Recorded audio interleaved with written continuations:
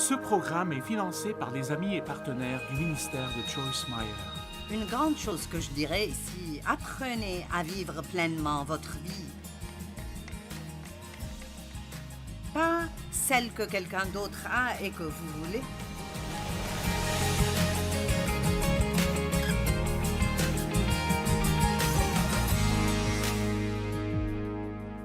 Vous savez, Salomon a écrit Ecclésiaste et... Ecclésiaste est un livre fascinant. Je l'ai lu de nouveau récemment. Et il est supposé être le type le plus sage sur la face de la terre, mais il a vraiment fait des choses stupides. Alors... Mais il dit au début de ce livre qu'il a tout essayé.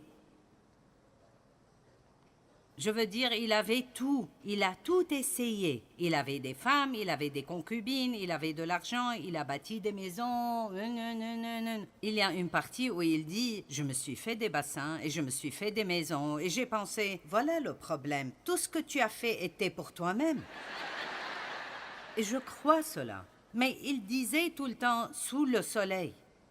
Et ce dont il parle est sur la terre.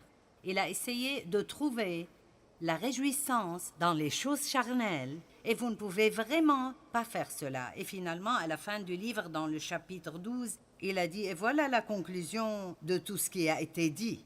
Le devoir de tout homme est de craindre Dieu et lui obéir.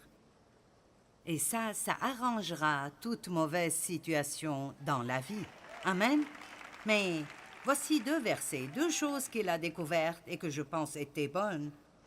Dans Ecclésiaste 2, 24 et 25, il a dit « Il n'y a de bonheur pour l'homme qu'à manger et à boire, et de profiter des résultats de leur travail et leur labeur.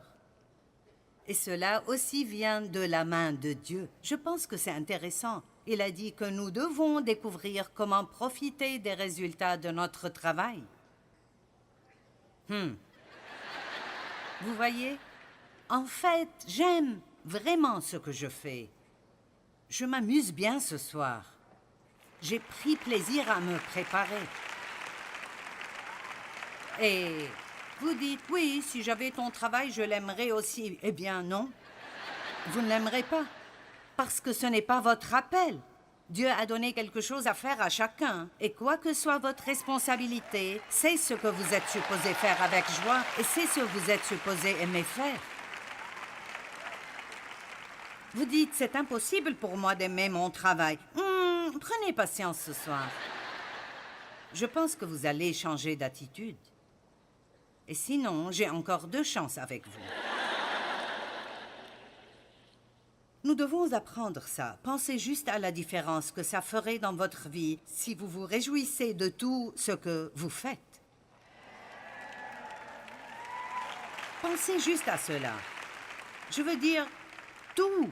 Pas besoin de détester faire la vaisselle et détester d'aller au supermarché ou détester ceci et détester cela. Vous savez, l'aversion est un cousin proche de la peur. Je ne vais pas détester ceci, je vais trouver un moyen d'en profiter. Ecclésiaste chapitre 4, 7 et 8, et j'aime ceci. Il dit « J'ai considéré une autre vanité sous le soleil. » Voilà un homme, cet homme dont nous allons parler avait 5 problèmes.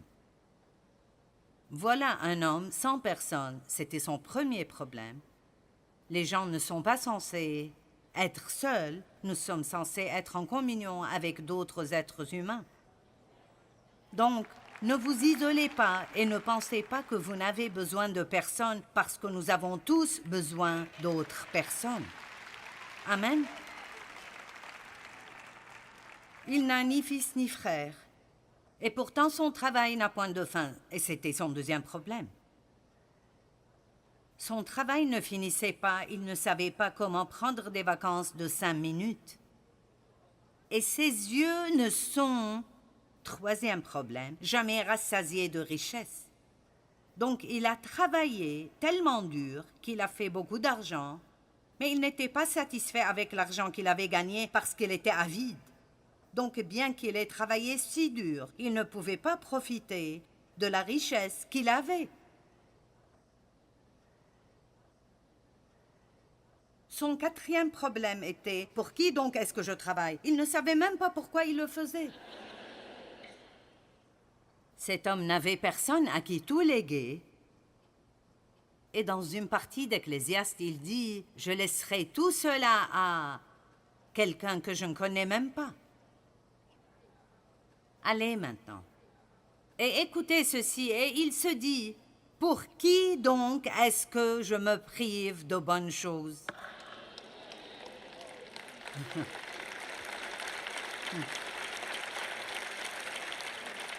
Amen.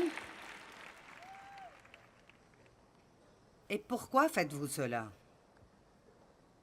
Vous devez arriver au fond du problème. Et ici aussi, vous comprenez, je ne parle pas de ne faire que des vacances et de dire « Oh, je profite de ma vie ». J'ai une autre carte de crédit et je vais la remplir jusqu'au maximum. Ce n'est pas ce dont je parle. Je parle de vivre pleinement notre vie ordinaire, de tous les jours, de nous lever, d'aller au lit, lundi, mardi, mercredi, jeudi, vendredi, samedi, dimanche. Oups, on est revenu au lundi. Oh, nous sommes si heureux les week-ends et les jours fériés, mais le lundi revient toujours. Les 5 problèmes qu'il avait, il était tout seul, travaillait beaucoup, avait beaucoup d'argent, mais n'en profitait pas, n'avait personne à qui le léguer. Pourquoi est-ce que je prive mon âme de bonnes choses? Et je veux juste vous le dire maintenant, si vous... Tout d'abord, vous êtes riche.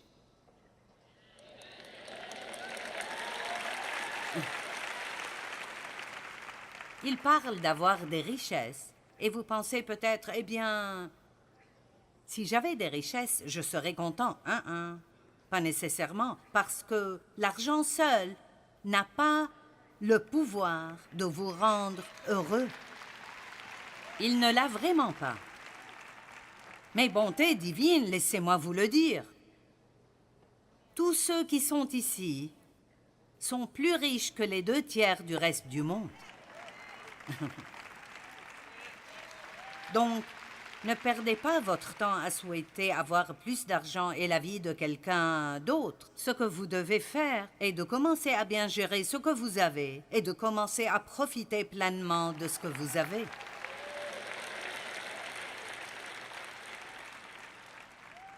Mon mari a une philosophie d'après laquelle nous vivons. Elle est simple, mais elle fonctionne. Dans tout ce que vous avez, donnez un peu, épargnez un peu, dépensez un peu. D'après vos limites, et puis Dieu agrandira vos limites, et vous pourrez donner plus, épargner plus et dépenser plus. Amen. Mais ne soyez pas juste si occupés à épargner pour votre retraite que vous ne profitez jamais d'où vous êtes maintenant. Beaucoup prennent la retraite et meurent 2 ans après. Vous savez? Et je pense que c'est parce qu'elles s'ennuient, parce qu'elles n'ont rien à faire. Les gens me demandent quand je prendrai ma retraite. Il y a 600 personnes qui travaillent pour moi qui ne veulent pas entendre le mot retraite.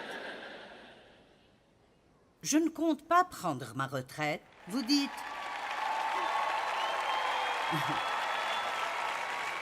J'essaie de découvrir comment je pourrais continuer à paraître assez jeune pour que les gens me regardent, vous savez. Mais je ne sais pas, un jour on devra m'amener sur une chaise roulante. Et tant que ma bouche fonctionne, je pense que je pourrai toujours venir.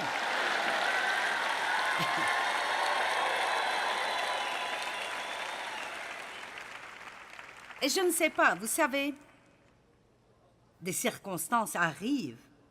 Et un jour, je ne pourrai peut-être plus faire tout ceci, mais je serai tout aussi importante alors que je le suis maintenant. Parce que votre valeur n'est pas liée à ce que vous faites, c'est qui vous êtes et à qui vous appartenez. Amen. Mais n'épargnez pas votre argent juste pour pouvoir un jour passer votre temps à ne rien faire. Sûrement que nous pouvons avoir un meilleur but dans la vie que cela. Je veux dire, au moins si vous voulez prendre votre retraite, alors... soyez volontaire quelque part. Faites des plans pour voyager et visiter le monde, mais ne passez pas votre temps à rouspéter pour que vos enfants s'occupent de vous. Ecclésiaste 5, 18 et 19. Voici ce que j'ai considéré comme bon. Il est approprié pour l'homme de manger et de boire au milieu de tout le travail qu'il fait sous le soleil pendant le nombre des jours de vie que Dieu lui a donné, car c'est là sa part. Mais si Dieu a donné à un homme des richesses, et c'est nous tous, et des biens, s'il lui accorde la possibilité d'en profiter, d'en prendre sa part et de se réjouir au milieu de son travail, c'est là un don de Dieu. Donc ne travaillez pas simplement, mais réjouissez-vous de votre travail. Maintenant, une grande chose que je dirais ici, apprenez à vivre pleinement votre vie. Pas celle que quelqu'un d'autre a et que vous voulez.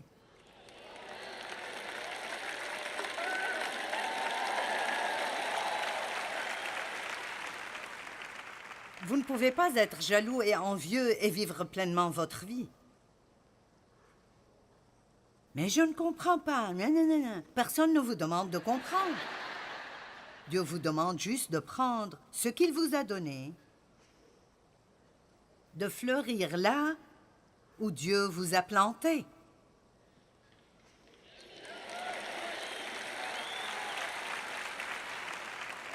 Tout notre travail ici sur la terre est de glorifier Dieu. Ce n'est pas d'aller de l'avant et de devenir le président de la compagnie et être célèbre partout, et c'est juste de glorifier Dieu et de vous réjouir en Dieu. Ne servez pas juste Dieu, réjouissez-vous en Dieu, réjouissez-vous d'être un enfant de Dieu. Profitez du petit coin de la vie qu'il vous a donné. Même si votre maison n'est pas aussi grande que celle de quelqu'un d'autre, ou vous ne pouvez pas acheter de vêtements aussi chers que ceux de quelqu'un d'autre, ou vous pesez 10 livres de plus que quelqu'un d'autre. Ce ne sont pas les choses auxquelles notre joie devrait être liée.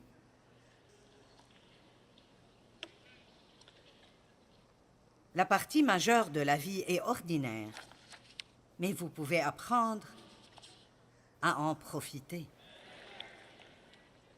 Marc 4, 26 et 27, Jésus dit encore, il en est du royaume de Dieu, comme quand un homme jette de la semence en terre, qu'il dorme ou qu'il veille, nuit et jour, la semence germe et croît sans qu'il sache comment.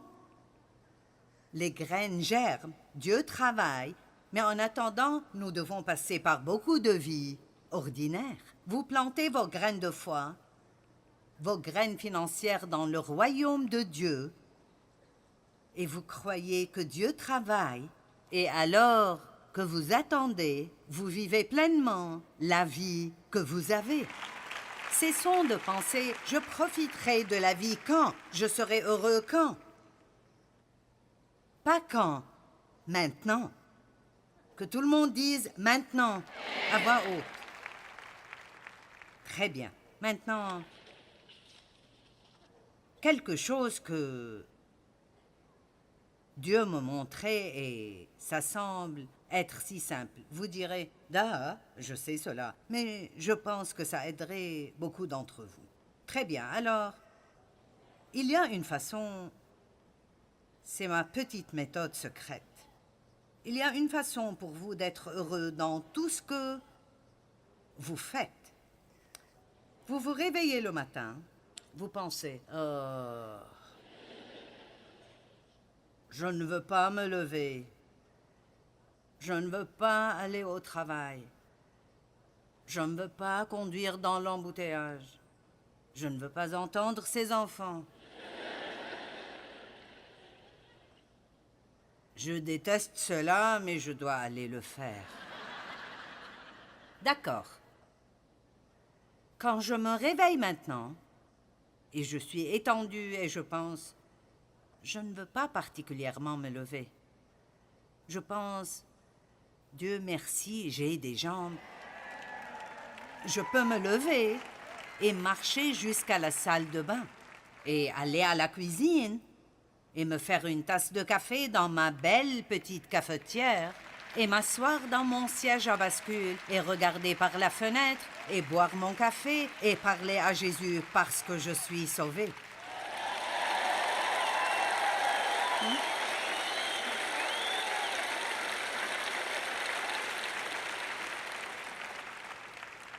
Maintenant, écoutez-moi, c'est impossible de vivre pleinement votre vie sans reconnaissance. Et je veux dire de la reconnaissance constante. Je ne parle pas de « Mon Dieu, merci pour les vacances ». Oh, je déteste conduire jusqu'au travail dans l'embouteillage. Non, Dieu merci, j'ai une voiture que je peux conduire.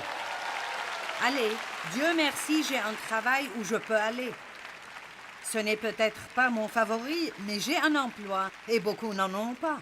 Et je me rappelle quand j'étais plus jeune, dans la vingtaine, je devais attendre 2 bus dehors dans le froid et ensuite faire la même chose de nouveau pour rentrer le soir, me tenir au coin de la rue et il faisait froid et dans le bus il n'y avait parfois pas de siège de libre et je devais me tenir debout tout le chemin. Et manquer un bus et devoir attendre là pendant 15 à 20 minutes de plus. Dieu merci, vous avez une voiture. Il y a toujours une chose pour laquelle vous devriez être reconnaissant et ça changera toute votre perspective concernant la façon dont vous regardez la vie.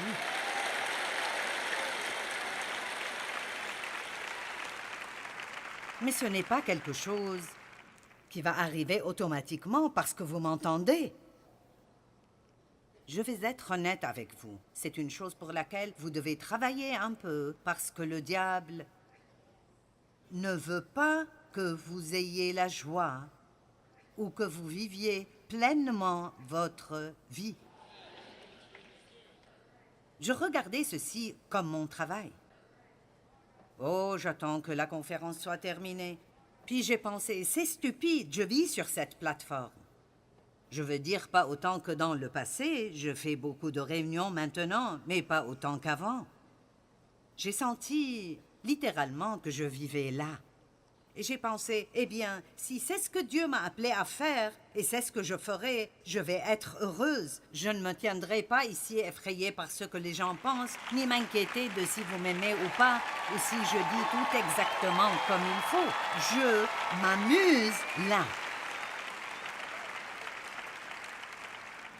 Combien d'entre vous réalisent que vous devez juste refuser de ne pas vivre pleinement votre vie?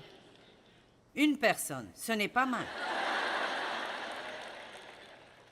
Ouh, ne me faites pas venir après vous.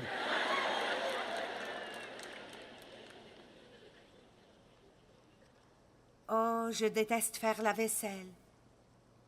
Oh oui, ce sera vraiment difficile de les mettre dans le lave-vaisselle automatique. Et d'y mettre un peu de savon et de presser un bouton. Pauvre de vous. Oh mince, je déteste vider ce lave-vaisselle. Allez, ai-je raison? D'accord, venez avec moi en Inde une de ces fois. Tout d'abord, la plupart d'entre eux n'ont pas des ustensiles, ils mangent avec leurs doigts. Et les enfants, nous nourrissons beaucoup de personnes. Et nous avons ces petits bols en métal qui semblent être passés par 3 guerres. Et pour pouvoir nettoyer ces bols, quand ils finissent, quelqu'un devait marcher probablement 10 kilomètres pour ramener de l'eau qui n'est même pas propre pour les nettoyer. Et ensuite, nous sommes mécontents parce que nous devons aller au lavabo, ouvrir le robinet et rincer les assiettes, les mettre dans le lave-vaisselle et retourner les enlever après et les mettre dans le placard. Allez, j'ai raison. Eh bien, parce que nous avons tellement d'abondance et parce que nous avons tellement de convenances, nous sommes vraiment gâtés. Amen. Donc nous perdons la capacité d'être reconnaissants. Et là, nous ne pouvons plus jouir de rien Parce qu'une personne grincheuse ne peut pas profiter de la vie, quoi qu'elle fasse. Il y a toujours une chose pour laquelle vous pouvez être reconnaissant dans toute situation. Amen.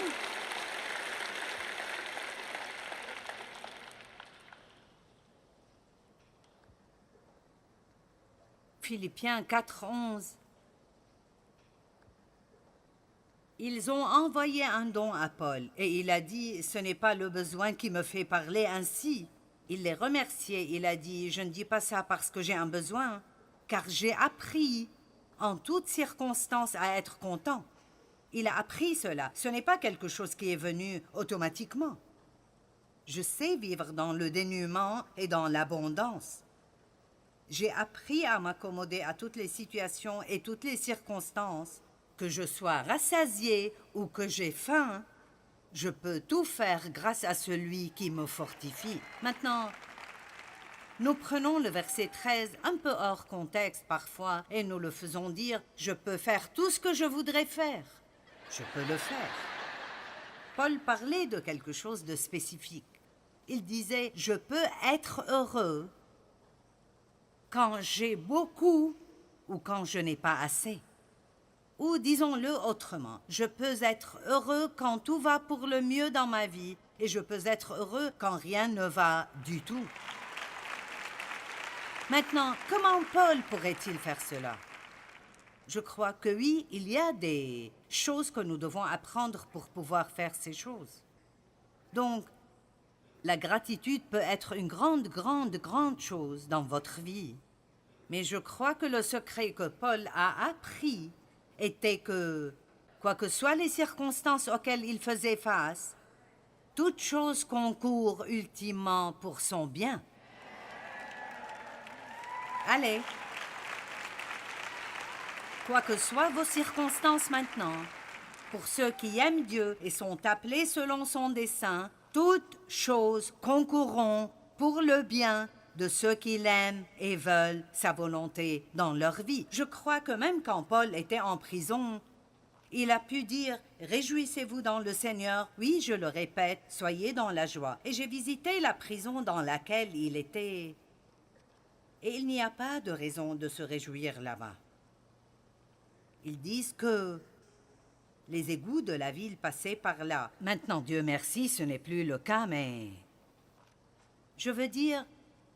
Ce n'était pas plus grand que ça. Ce n'était pas assez grand pour qu'un homme se couche sans se recroqueviller.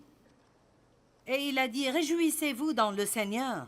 Savez-vous pourquoi? Tout d'abord, il trouvait toujours une raison d'être reconnaissant. Deuxièmement, il croyait que tout irait pour le mieux à la fin. Et troisièmement, il croyait que même s'il restait là, ça finirait par être pour la gloire de Dieu. D'une façon ou d'une autre, ça glorifierait Dieu. L'une des choses qu'il a dites est « Mon emprisonnement vous a encouragé à redoubler d'audace pour annoncer la parole de Dieu. » Quand il était en prison, les geôliers ont été sauvés. Donc, il croyait que tout concourait pour le bien. Qu'arriverait-il si nous commencions en fait, au lieu de tout détester, à trouver une chose pour laquelle être reconnaissant et croire que, quoi que soit, le problème que nous avons, tout concourra pour le bien à la fin. Nous avons quelque chose que nous disons « ceci finira bien ». Combien d'entre vous passent par quelque chose de très sérieux maintenant? Puis-je vous dire que tout finira bien?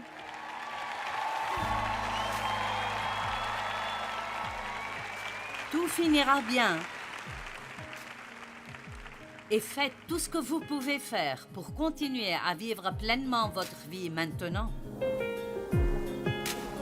Rappelez-vous, avec l'aide de Dieu, nous pouvons apprendre à vivre pleinement nos vies et cela inclut les tâches ordinaires auxquelles nous faisons face tous les jours.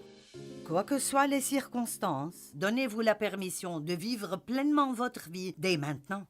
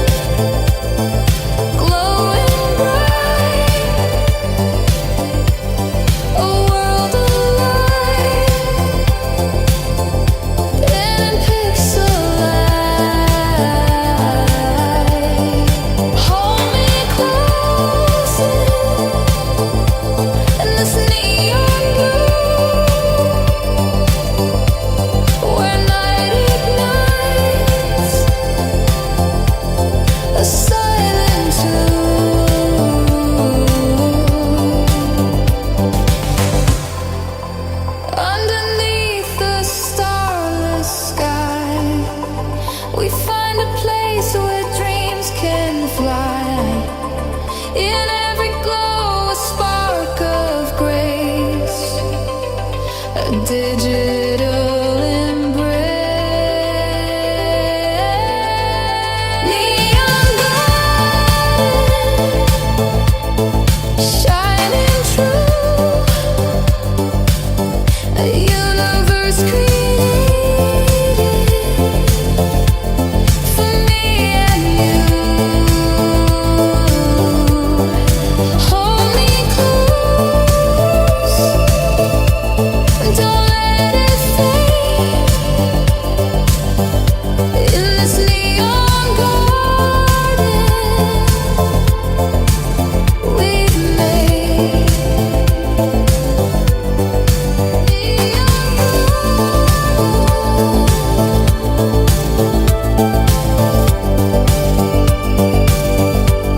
Where dreams cascade.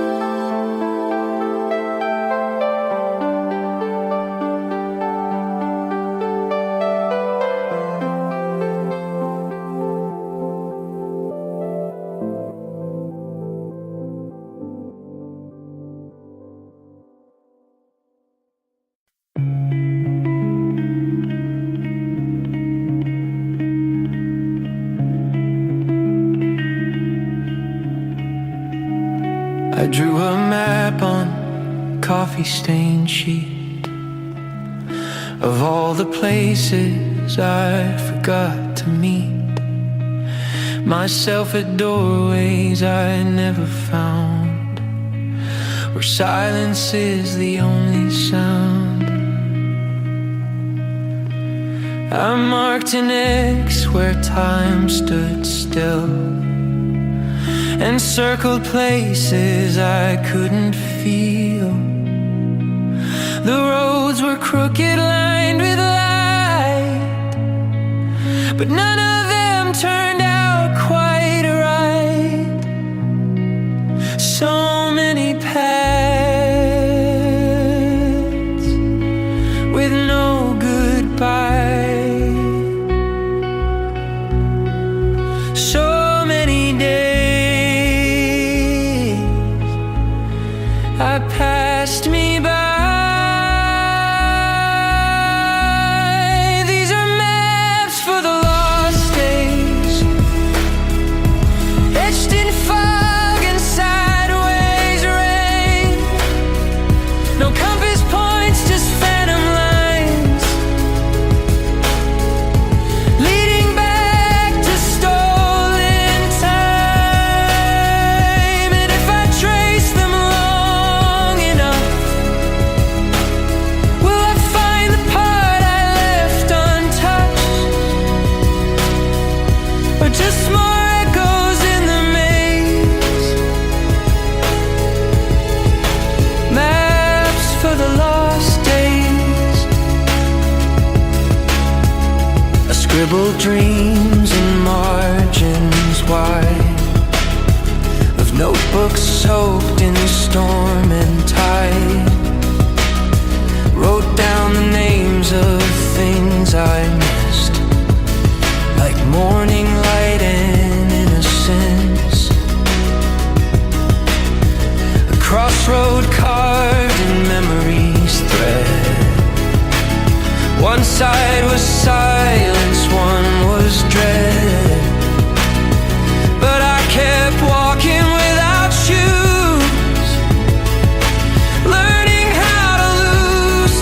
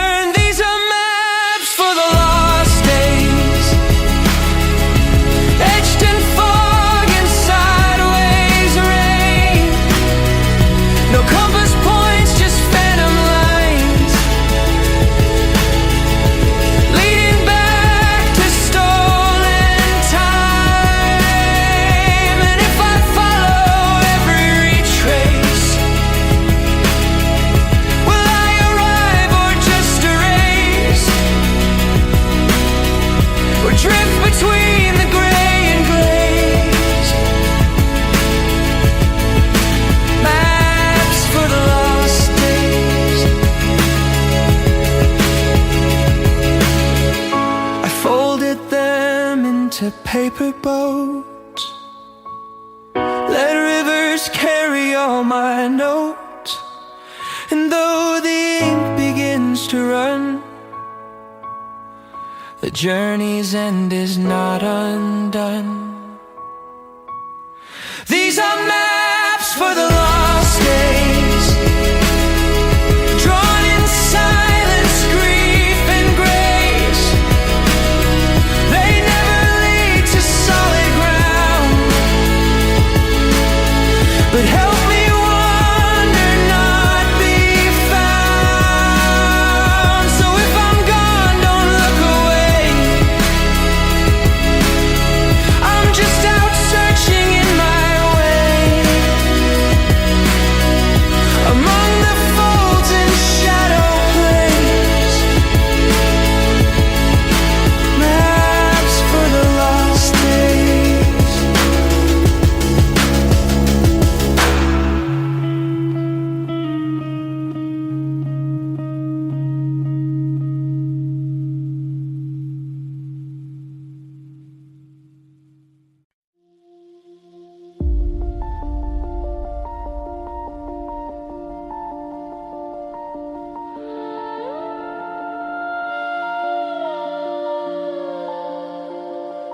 In the unborn sky, I breathe again. The light has no shade, the air has no end. Falling through silence, my shadow speaks of dreams that bloom before they breathe.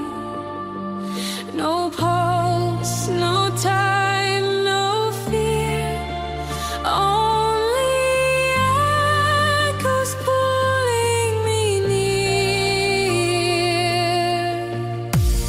Echoes of the unborn sky,